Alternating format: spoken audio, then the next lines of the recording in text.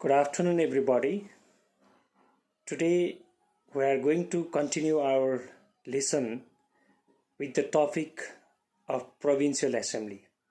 Dear students, I would like to remind you that yesterday we discussed about federal legislature, its composition procedures, along with the powers and functions.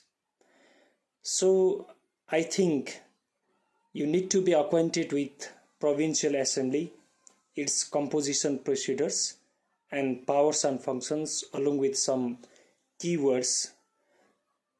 At the same time, I will give you some questions related to this topic, that is Provincial Assembly.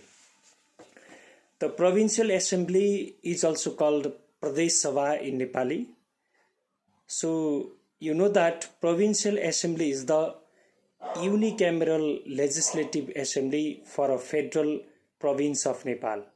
So yesterday in federal legislature, we studied that federal legislature is a bicameral legislative assembly having House of the Representatives as the lower house and the National Assembly as the upper house. But dear students, you need to be well acquainted that Provincial Assembly is unicameral legislative assembly because it has only one house, that is the provincial legislature. According to Article 176 of the Constitution of Nepal 2015, following the dissolution of the Provincial Assembly, all the members from the Provincial Assembly are elected. The term for the Provincial Assembly is also 5 years, except when dissolved earlier. Candidates for each constituency are chosen by the political parties or stand as independents. Each constituency elects one member under the first past the post system of election. Since Nepal uses a parallel voting system, that is first past the post voting system, and another is proportional election. So voters cast their votes in two ballot papers in order to elect members through the first least proportional representation and another by first past the post system. The current constitution specifies that 60% of the members should be elected from the first past the post system and 40% through the party list, that is through proportional representation system.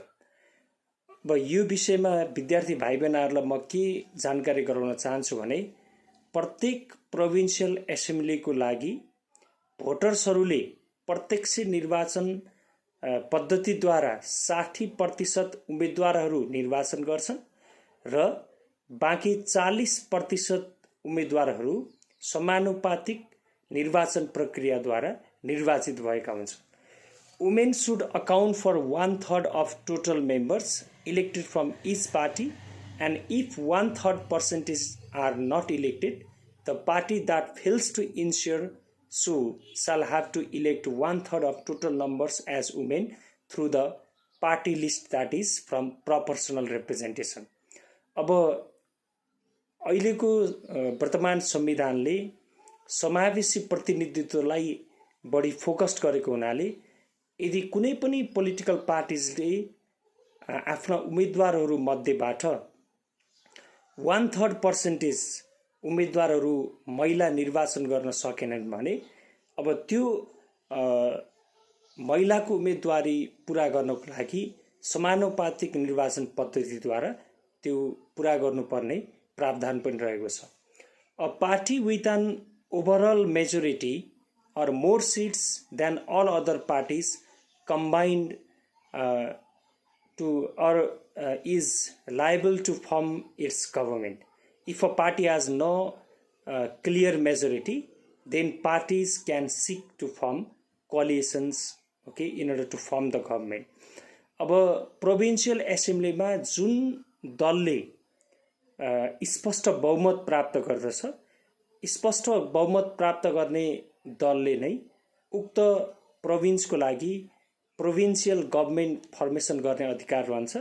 यदि कुनै पनि दलले स्पष्ट बहुमत प्राप्त गरेको छैन भने जुन दलको उम्मेदवार बढी हुन्छ त्यही दलको नेतृत्वमा अन्य साना दलहरूसँग मिलेर कोअलिसन गभर्नमेन्ट वा मिलिजुली सरकार निर्माण गर्ने अधिकार हुन्छ। The first provincial assembly elections in Nepal was held in 2 phases, first on 26th November 2017 and second on 7th December 2017 AD. There are altogether 550 provincial seats in all of the 7 provinces of Nepal. अब हामीलाई थाहा छ नेपालमा अहिले 7 वटा provincial स्टेट्सहरू छन्। ती 7वटै provincial स्टेट्सहरूमा provincial एसेम्ब्लीका उम्मेदवारहरूको टोटल सङ्ख्या 550 रहेको छ, जसमा 330 that is the 60% of provincial seats were elected through first past the post system and 220 seats that is 40% of seats were elected through proportional representation. So this is all about provincial assembly.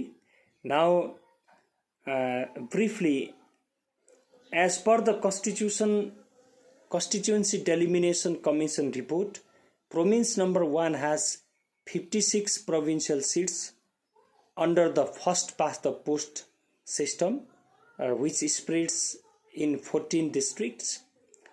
Each district of province number 2 have 8 provincial assembly seats. Province number 2 has total 64 provincial seats under the first past the post system, where there are altogether 8 districts in province number 2. Province number 3 has 66 provincial assembly seats under first past the post system, which has 13 districts. Province number 4, that is also called Gandagi Pradesh, has 36 provincial assembly seats under first past the post system, where there are altogether 11 districts.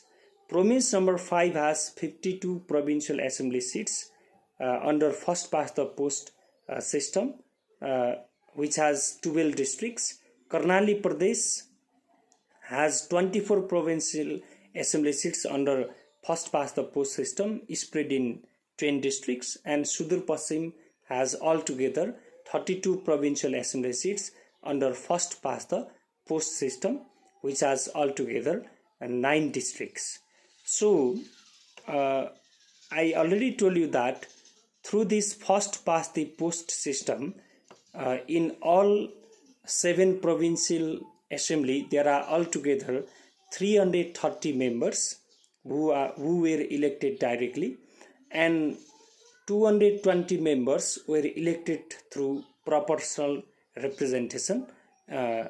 And for your clarity, again I would like to inform you that 60% seats were elected directly through first past the post system, and 40% seats were elected through proportional representation.